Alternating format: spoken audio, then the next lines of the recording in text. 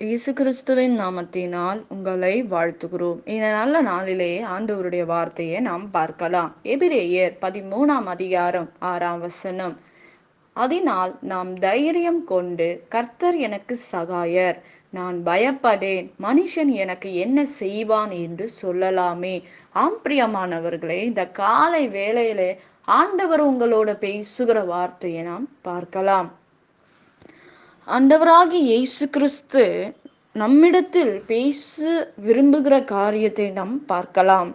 இந்த நாளிலே ஆண்டவர் சொல்லுகிற காரியம் என்னவென்றால், கர்த்தர் எனக்கு சகாயர். ஆண்டவர் ஆண்டவர் நமக்கு சொல்றாரு. நாம ஆண்டவரை பார்த்து, ஆண்டவரே நீ எனக்கு சகாயர், இயேசுப்பா நீங்க என்னோட மீட்பர், நான் பயப்பட தேவையில்லை, எந்த மனுஷனுக்கு நீங்கள் பயப்பட அவசியம் இல்லை என்பதை மனிதர்களை குறித்து நாம் பயப்படுவோம். இந்த மனுஷன் எனக்கு என்ன செஞ்சிருவாங்க, இந்த மனுஷி எனக்கு என்ன செஞ்சிருவாங்க என்று நமக்கு ஒரு பயம். ஆனால் ஆண்டவர் சொல்றாரு, நீ தைரியம் கொண்டு, கர்த்தர் எனக்கு சகாயராக ஆண்டவர் நமக்கு இருப்பார். ஒரு நண்பனாக ஆண்டவர் இருக்க விரும்புகிறார். ஏசப்பாவை நாம் ஒரு நண்பனாக வைத்து கொள்ள வேண்டும், ஒரு தகப்பனாக வைத்து கொள்ள வேண்டும். நம்முடைய காரியங்களை ஆண்டவரிடத்தில் பகிர்ந்து கொள்ள வேண்டும். ஆண்டவர் உங்களுக்கு சில காரியங்களை வெளிப்படும் போது, சில காரியங்களை உங்களிடம் பேசும்போது, அதை என்ன செய்யக்கூடாது, மற்றவருடைய இடத்தில் போய் டிஸ்கஸ் பண்ணக்கூடாது. அது ஆண்டவருக்கும் உங்களுக்கும், மணவாளனும் மணவாட்டிக்கும் உள்ள ரகசியம்.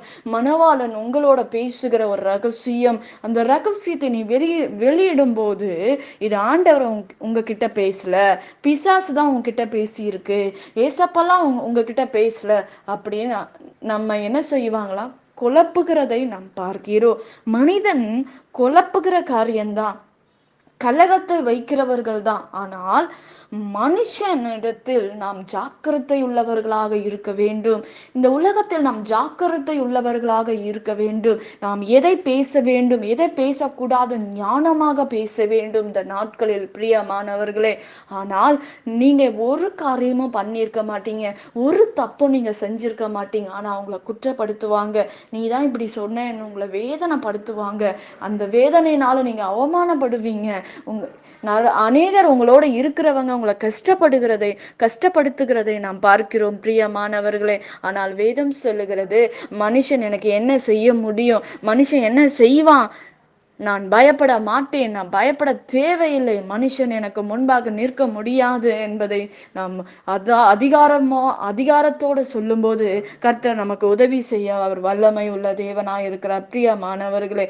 அவர் நன்மையை கிருபை நன்மை நமக்கு தருகிற தேவனாய் இருக்கிறார். உன் வாயின் உன் இருதயத்திலும் இருக்கிறது என்று வேதம் நாம் சொல்லுகிறது தான். எனக்கு ஒன்றும் நடக்காது, மனுஷன் எனக்கு இதை செய்யறான், மனுஷன் அதை செய்யறான், எனக்கு பிசாசு தொல்லை இருக்கு, எனக்கு டிஸ்டர்பன்ஸா இருக்கு, என மன அழுத்தத்தோட வாழ்றேன், எனக்கு தூக்கம் வரல, என் போராட்டம் வேதனை, நான் மறிச்சாதான் நான் நிம்மதியா இருக்க முடியும் என்று மனிதர்கள் சொல்லுவார்கள். இப்படிப்பட்ட வார்த்தைகள் விசுவாசிகள் சொல்லுவாங்க.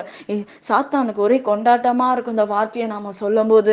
கர்த்தர் என் கூட இருக்கார், கர்த்தர் எனக்கு முன்பாக இருக்கிறார், கர்த்தர் எனக்குள்ள வாசமா இருக்கிறார், மனுஷன் எனக்கு என்ன செய்ய முடியும், கர்த்தர் என்னை நடத்துவார், என்னை போஷிப்பார், என்னை பாதுகாப்பார், எனக்கு சகாயர், அவர் எனக்கு பாதுகாப்பா இருக்கிறவர் ஆண்டவர் மாத்திரம்தான். அவர் என்னுடைய நண்பன்.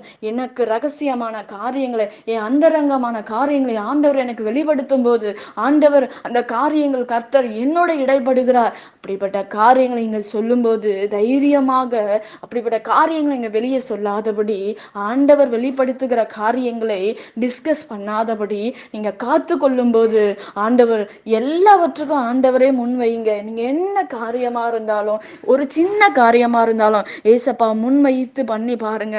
அற்புதமான அதிசயமான காரியங்களை நீங்க பார்க்க முடியும். நீ அறியாததும் நீ அறிய முடியாததை நீங்க பார்க்க முடியும். நீ அடைய முடியாததை நீ அடைய முடியும் என்பதை ஆண்டவர் சொல்லுகிறார் பிரியமானவர்களே. நிச்சயமாக ஆண்டவர் உங்களுடைய வாழ்க்கையில் பெரிய காரியங்களை செய்ய அவர் வல்லமை உள்ள தேவன், அவர் பராக்கிரம் உள்ள தேவனாய் இருக்கிறார் என்பதை நாம் மறந்துவிடக் கூடாது.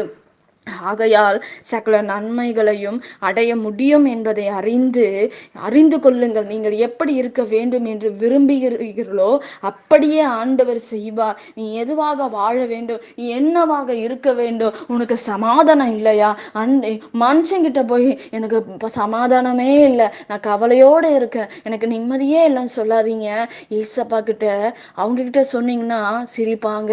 ஆனா ஏசப்பா கிட்ட, ஆண்டவரே நீங்க உலகத்தில் ராஜா, சமாதானத்தை தந்த தேவன் ஆண்டவரே, நீர் எங்களுக்கு சமாதானத்தை தாங்கப்பா, ஆண்டவரே நான் ஆசீர்வாதம் இல்லாம இருக்கேன்ப்பா, இந்த ஆசீர்வாதத்தை எனக்கு கொடுங்கப்பா. நீங்க உரிமையோட நீங்க ஏசப்பா ஒரு நண்பனா வைத்துக் கொள்ளும் போதுதான், ஒரு பெஸ்ட் ஃப்ரெண்டா இருக்கும்போது தான் ஆண்டவர் நமக்கு உதவி செய்ய ஒரு போதுமான தேவனா இருக்கிற, ஒரு அற்புதமான காரியங்களை நம்முடைய வாழ்க்கையில் செய்ய ஒரு வல்லமை உள்ளவரா இருக்கிறார். நீங்க அவரை ஒரு தகப்பனை போல நீங்க நம்பினாதான் அவர் நமக்கு, ஐயோ என் மகன் என்கிட்ட கேட்கிறாங்கன்னு உரிமையா கொடுக்க முடியும்.